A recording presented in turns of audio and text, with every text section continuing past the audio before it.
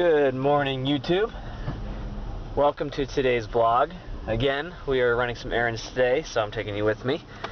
And today's vlog is going to be on covering what you do when you get your edits back from your editor. So you sent your manuscript off, and you've waited, however long it takes for the editor to do their job, whether it's a few weeks or a month or whatever it is. Hopefully during this time you've been tending to another project, or like I said in the last video, some house cleaning of your desktop or your computer or whatever. So after this time has passed and you now have your manuscript back, it's time to go through and just take stock of how much change there is, so how many marks and just the volume of suggested changes that there are from your editor, and then B, where they are. And what I mean by this is, because you know what you mean when writing your story, and your editor is not you. They can't see inside your mind and know what you mean when you are trying to say something a certain way, or what you're trying to convey, or what you mean by writing something. So by seeing what changes where, by that I mean just look at what they say, the notes they write down. How editors do their work differently, so however they do that, however they let you know what they're thinking, take that into account, but know that you don't have to accept those changes. The job of the editor is just to simply, be an extra set of eyes for your work, and to point out where they believe there are any gaps in your story, if the flow is broken up at all, obviously any spelling errors, grammatical errors, things like that. But just know that you don't have to take all of their suggestions. They're just there to kind of support you in your quest, if you may, to get across a good manuscript to your readers. So go through, and I suggest going through from start to finish, because that's how the editor went through your manuscript. So it just makes sense to do it that way, but also because sometimes editors, like the editor on my first book, she had made a comment about something and then referenced that comment again a little bit later in the manuscript. So if I had jumped around to maybe some more important parts or more exciting parts in the story and tackled those first, and then I came across a comment I didn't understand what she meant, that's what I'm talking about. So you want to do it in the order that the editor does it from start to finish. This also helps you just get another read through done. It solidifies your understanding of your own story. Even though you've seen these words multiple times, it's good to just get that through from start to finish, because changes have been suggested now, so it helps to maintain that flow in your mind from start to finish as you're applying the changes, or if you're not applying the changes. Which leads me to the next thing to say is, when you come to a suggested amendment from your editor, like I said before, you don't always have to take everything that they say and change it. But at the same time, it's healthy as a writer to not ignore those changes. So at least consider what your editor is telling you, just because if you don't, then why are you having an editor? You know what I mean?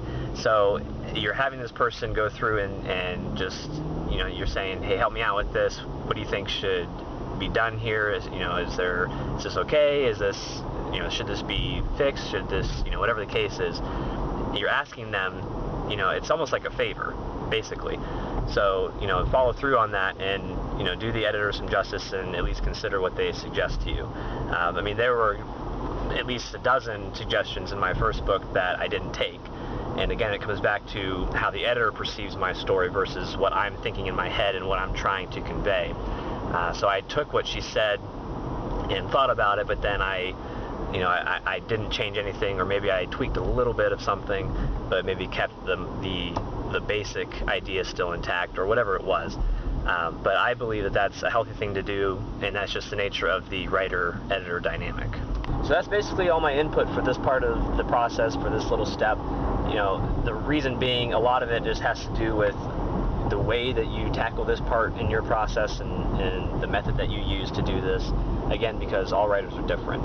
There's no one formula for success in terms of writing. So that's basically all that I have to say about that. It's just, have an open mind when considering your editor's suggestions, and if all else fails, just let the feel of the story and the words on the page sounding poetic, let those guide you in terms of decision making.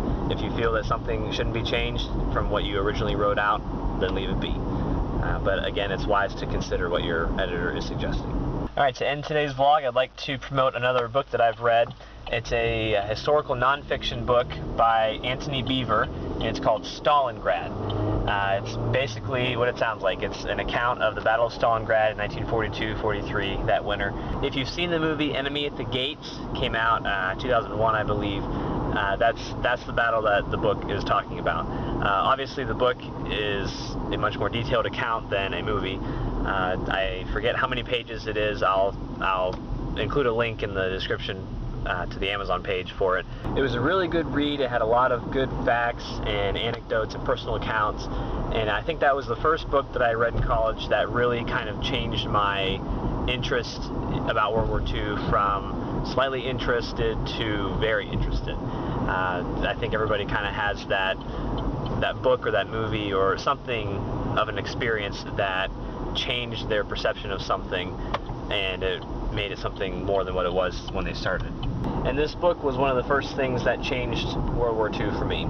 So if you're interested in this part of the war, or you haven't maybe delved into that part of the war before and you'd like to, to know more about it, I would suggest reading this book. There's not really any other book that can compare, in my opinion.